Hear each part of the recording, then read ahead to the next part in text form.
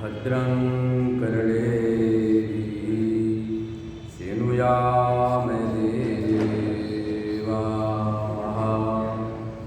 भद्रं पश्येमाक्षभिर्यजत्राः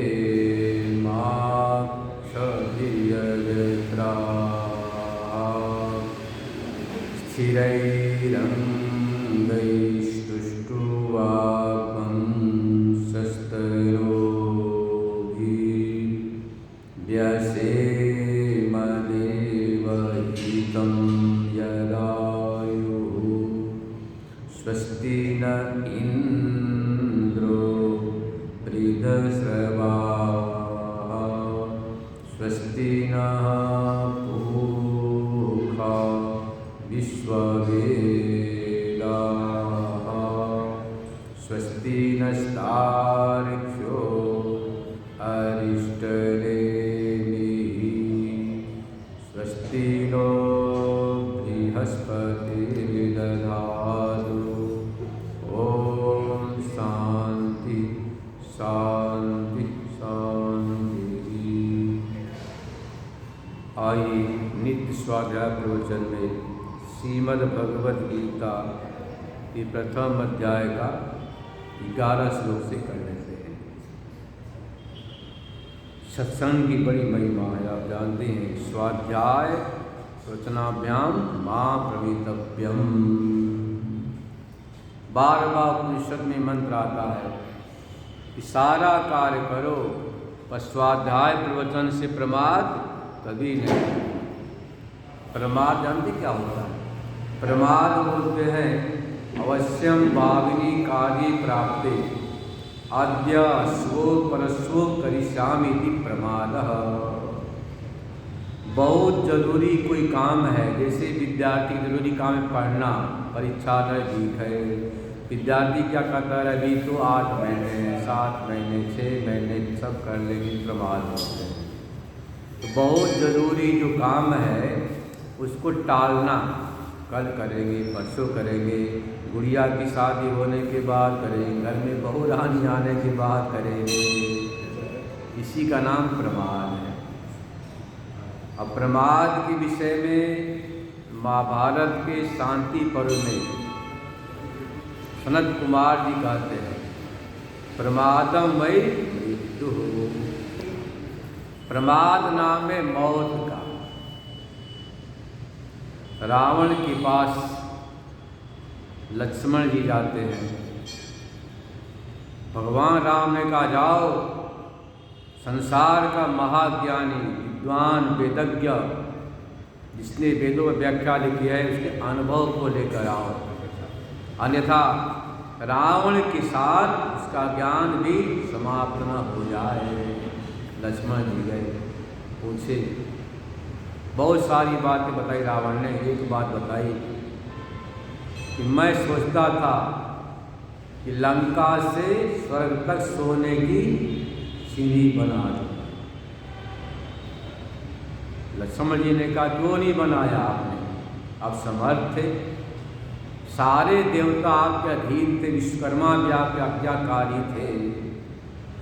बड़ी प्यारी उत्तर दिया रावण ने कि प्रमादम में मृत्यु। लक्ष्मण जी प्रमाद बस, कल कर लूँगा परसों कर लूँगा, अभी जल्दी क्या है, फिर कर लेंगे, कौन सा काम बिगड़ रहा है। मनुष्य भोजन से प्रमाद कभी नहीं करता है, पैसा कमाने से प्रमाद कभी नहीं होता है, सोने प्रमाद नहीं करता, बैठे बैठे कुर्सी पर ही कर अति निद्रा भरा। हमको तो बैठे बैठा है, अभी तो नहीं। जब ऋषिकेश में एक है कैलाश आश्रम, वह 98 से 10 तक सन्यासी महात्माओं को पढ़ाता रहा। यहाँ भी हमारे बहुत महात्मा विद्यार्थी पढ़ाई कथा करेंगे, ईश्वर देव जी, आनंद स्वरूपा जी, बहुत हमारे विद्यार्थी कथा करेंगे, आपको समाज करेंगे राम। तो मेरा स्वभाव क्या, पढ़ाने के बाद 11 सवा 11 बजे हम बोल रहे नींद आ जाएगी सबको। जब आप लगातार पढ़ाते ना 4 घंटे, तो 4 घंटा पढ़ाने के बाद आखिरी क्षण में निद्रा आने लग जाती है। तो पर उसी को पता जिसको निद्रा आती, दूसरे को पता नहीं चलता। आप मुख से बोल भी रहे, निद्रा भी आ गई, एकदम शांत दिमाग हो जाता है। तो देखो, आप शयन से, सोने से, भोजन से, धन कमाने से प्रमाद नहीं करते, टाल मटोल नहीं करते। जो चीज़ कल मिलना वह आज ही मिल जाए। पर आदमी भगवान के नाम जब स्वाध्याय, सत्संग, देव दर्शन, दान, पुण्य, यज्ञ, सत्कर्म से प्रमाद करता है। ठीक कर लेंगे, बाद में कर लेंगे, अभी जल्दी किया, इसी का नाम प्रमाद। और प्रमाद को सनत कुमार ने मृत्यु की संज्ञा दी है, इसलिए सावधान रहना चाहिए। स्वाध्याय से, वचन से प्रमाद नहीं करना चाहिए। आचार्य शंकराचार्य भगवान कहते हैं, अवश्यम भाविनी काले प्राप्ते अद्य स्व परसो करिष्यामीति प्रमाद। दुनिया में सबसे जरूरी काम क्या बताओ आपको? सबसे जरूरी काम क्या, महान काम क्या, महत्वपूर्ण काम क्या है? हाँ, सही उत्तर दिया। सबसे जरूरी, महान, श्रेष्ठ काम है भगवान का भजन, भगवत प्राप्ति, नाम जप, सत्संग, स्वाध्याय, साधन। इसलिए ऐसा है कि 84 लाख योनियों में हम लोगों ने सारे भोगों को भोग लिया है। कितने बार राजा बने हम लोग, रानी बने, देवता भी बने, देवी बने, अप्सरा बने, गंधर्व बने, सब कुछ बने, जरूर बने होंगे, पक्की बात। हाथी बने, शेर बने, पक्षियाँ बने, जलचर बने, खच्चर बने। याति महाराज अनुभव में सुनाया है, भोगान भोक्ता वैदेव भोक्ता, तपो न तप्ता वैदेव तप्ता, तृष्णा न जीर्णा वैदेव जीर्णा। याति महाराज की 1000 की आयु, 1000 कितनी लंबी चौड़ी आयु में, वो भी राजा महाराज हैं। अनुभव क्या सुनाया? मैंने भोगों को भोग नहीं सका। आँख से सुंदर रूपों को देखना आँख का भोग है। भोग शब्द का अर्थ होता है सुख दुख, अन्यतर साक्षात्कार का नाम भोग है। कभी सुखी होना, कभी दुखी होना। अच्छा रूप है तो बड़ा सुंदर लगता है, गुरु पाया करे कहाँ से आ गया। जीव का भोग है सुंदर स्वादिष्ट अन्न की प्राप्ति। नाक का भोग है सुगंधी की प्राप्ति। तो इन इंद्रियों से तमाम भोगों को मैं भोगते भोगते स्वयं जीर्ण शीर्ण बूढ़ा हो गया। पर रूप, रस, गंध, स्पर्श सब तो वैसे के वैसे पड़े, मैं जीर्ण शीर्ण हो गया। विचार करो, कल्पना की। याति महाराज 1000 वर्षों तक अपनी मजबूत इंद्रियों से संसार के पदार्थों का भोग का सेवन करते करते थक गए, पर इच्छा तृप्त नहीं हुई, मन नहीं भरा। अब बोलते हैं ना कि पेट तो भर गया पर मन नहीं भरा। इसलिए सावधान कर दिया कि भाई अपने मन को, इंद्रियों को भगवान के भजन में लगाओ। तो 84 लाख योनियों में हम लोगों ने खूब इंद्रियों से विषय का सेवन किया है। यह जो शरीर है यह मोक्ष के लिए प्राप्त हुआ है। मोक्ष का मतलब जानते हैं ना? मोक्ष मतलब छुटकारा। जैसे किसी को जेल में बंद कर दो, जेल में चाहे कितनी सुंदर व्यवस्था क्यों न हो, है तो जेल। एक के राजा, उन्होंने घोषणा किया कि देखो भाई, आज मेरा जन्मदिन है।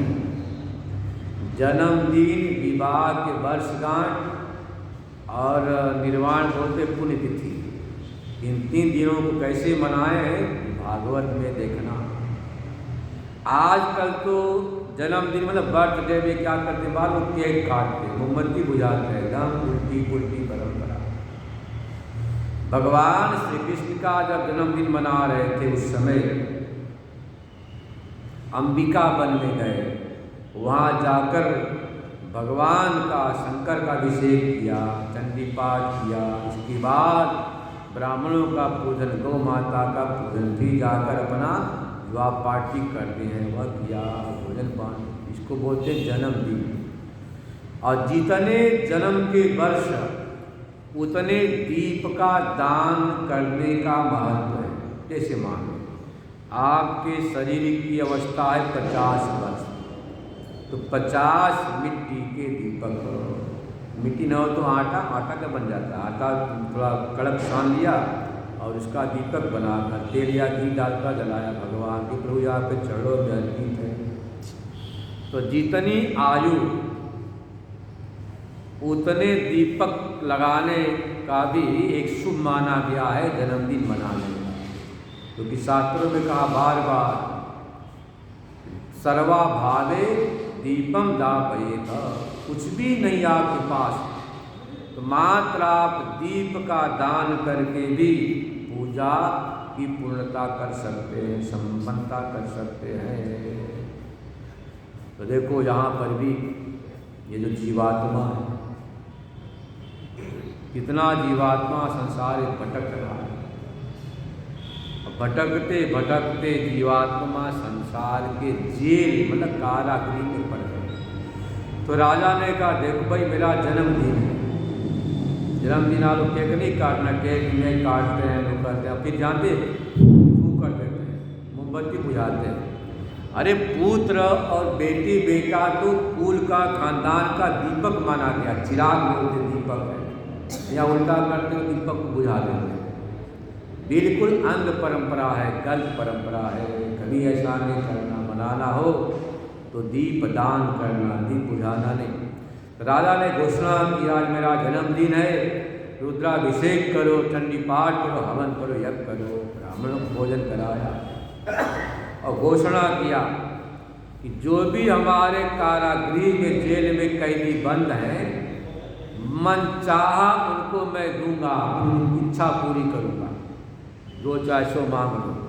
अब सारे कैदी खुश हो गए, सबको कापी पेन दे दिया, लिखो क्या, किसी को सुंदर कपड़ा चाहिए, घड़ी चाहिए, स्पीकर चाहिए, किसी बोला हमको सुंदर सुंदर मिठाई खाना पकवान चाहिए, सब ने अपना अपना लिस्ट बना के दिया।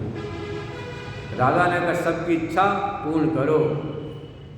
एक ऐसा कैदी था जिसने कहा मैं कुछ नहीं चाहिए।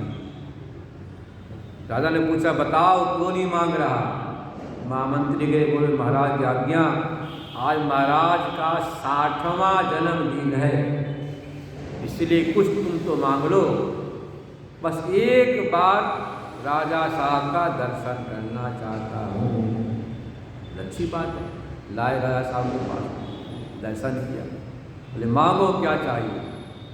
बोले महाराज यदि आप देना ही चाहते हैं तो बस बाहर। कैसे बाहर, उसकी मुक्ति मिल गई। काले में समझदार आदमी, जेल में चाहे कितनी बढ़िया से बढ़िया सोने का पलंग हो, सोने की घड़ी हो, सोने का टेलीविजन हो, है तो जेली, माथे पर क्या रहेगा, जेल, कैदी, अपराधी, माथे पर ठप्पा रहेगा ना आपको। भले सोने के पलंग दे दिया, अच्छे कपड़े मिलेंगे, बस खाने पीने की व्यवस्था अच्छी होगी, पर क्या कहलाएंगे, कैदी, अपराधी। उसने क्या मांगा, इस जेल से मुक्ति बाहर, इसी का नाम है मोक्ष। पर भगवान सामने आ जाते, क्या मांगे, हे प्रभु सुंदर मकान दे देना, अच्छी बहू देना, अच्छा बेटा देना, अच्छा नाती पोता देना, नौकरी लगा दो, ये मांगे, ये कोई मांगना नहीं। या तो अपने आप प्रारब्ध से आपको मिल ही जाएगा। कोई भी माता पिता अपने संतान को दुखी नहीं देखना चाहता, चाहे कैसा भी बिगड़े संतान को। जब आपने परम पिता परमेश्वर को अपना माता पिता मान लिया है तो बिना मांगे सारी आवश्यकता परमात्मा पूर्ण कर देते हैं आप।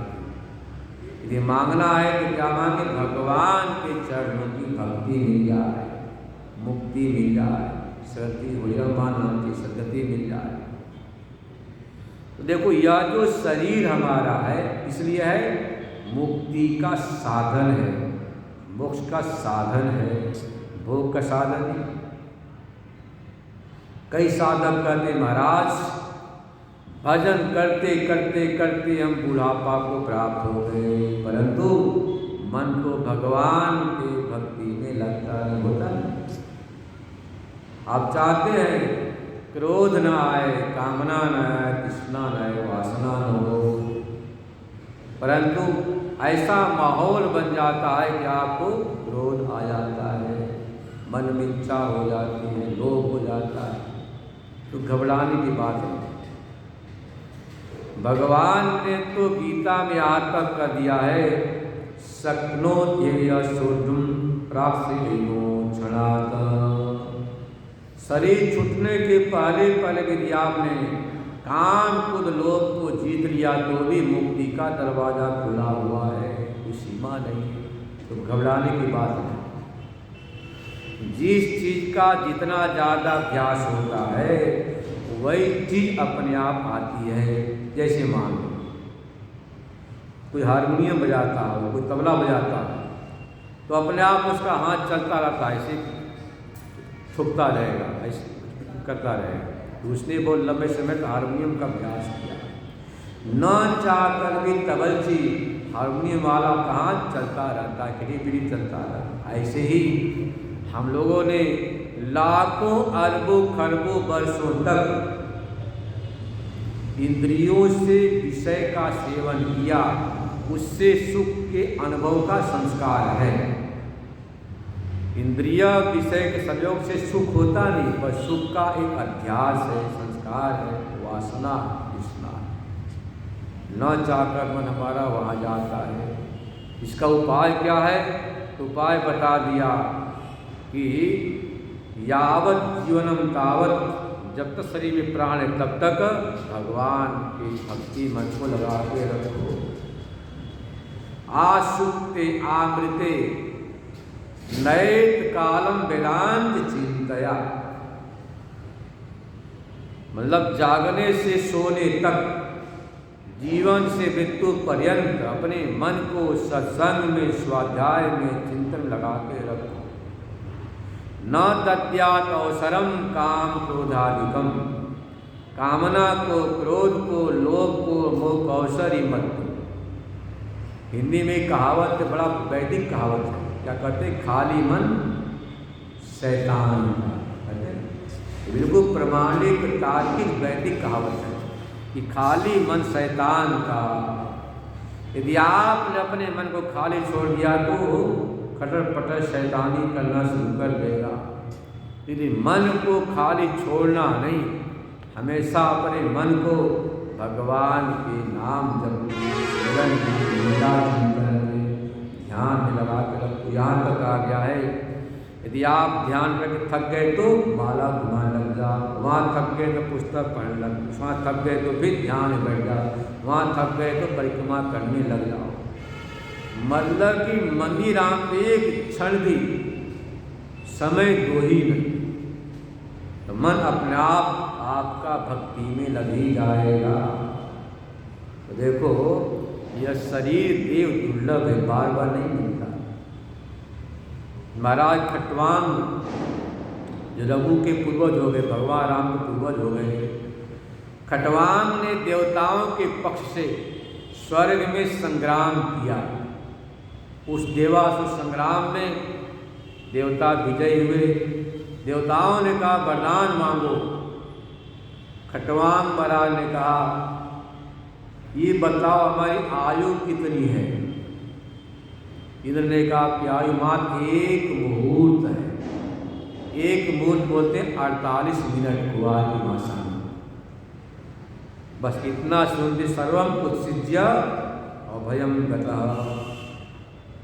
खटवांग ने एक मुहूर्त में सब त्याग कर ध्यान करके मुक्ति को प्राप्त कर लिया। ये बात भागवत में भी है। हे राजन परीक्षित, आप क्यों घबराते हो? आपको 7 दिन का समय मिला है। खटवांग को तो एक मुहूर्त का समय था, एक मुहूर्त में मुक्ति को प्राप्त कर गए। यह शरीर बड़ा देव दुर्लभ है, बार बार नहीं मिलता है, इसलिए आपको स्वाध्याय से, सत्संग से प्रमाद नहीं करना चाहिए, अपने मन को लगा के रखना चाहिए। कलयुग में सबसे सरल उपाय भगवान के नाम का जप, और कोई भी नाम जप करो, गुड़ का लाडू, घी का लाडू, चाहे टेढ़ा हो, चाहे मेढ़ा हो, चाहे सीधा हो, चाहे गोल, कहते भला। जैसा वैसे ही भगवान का नाम, चाहे राम का लो, कृष्ण का, श्याम का, शिव का, महादेव का, दुर्गा का, सदगुरु का, कोई भी नाम। रास्ते अनेक मंजिल एक छोटी सी बात करके विराम लेते हैं। प्रयागराज में कुंभ लगा था, देश विदेश से लोग आए हुए थे, बड़े पढ़े लिखे लोग आए थे। जो ज़्यादा पढ़े लिखे होते हैं ना, उनकी दिमाग खटर पटर खूब चलता है। सब ने अपना कलम लिया, कागज़ लिया, इस तरह से लगे लिखने। बोले देखो आज का दिन बड़ा अच्छा है, प्रयाग का कुंभ 12 वर्ष के बाद लगता है और सिंहस्थ कुंभ है, हम सबसे बढ़िया अच्छा घाट में नहाएंगे जहाँ से सीधी मुक्ति हो जाए। लगे इंक्वायरी करने, बताओ पंडित जी महाराज इस घाट की क्या महिमा है? इस घाट की बड़ी महिमा है, 100 बोतल आओगे तो मुक्त हो जाओगे। बोले आगे देखो इससे बढ़िया घाट होगा। दूसरे घाट पर गए, बोले बताओ पंडित जी महाराज इस घाट की क्या महिमा? बोले यहाँ, अरे यहाँ तो एक बोतल लगाएगा तो भी स्वर्ग को प्राप्त कर लेगा। बोले अच्छी बात है, आगे बढ़े। ऐसे करते करते करते शाम हो गया, मुहूर्त गया, निकल नहा नहीं पाए। वही हाल हमारी है भाई, चाहे किसी भी घाट से छलांग मारो गंगा में पहुँचोगे। गंगा तो एक है, घाट भले जुदा जुदा अलग अलग है। ऐसे ही चाहे कोई भगवान का नाम लो, राम का, कृष्ण का, सदगुरु का, हनुमान का, शिव का, आप वहीं पहुँचेंगे परमात्मा के पास। शेष कर सुनेंगे समय में। ओम पूर्णमद पूर्णमिदं पूर्णात्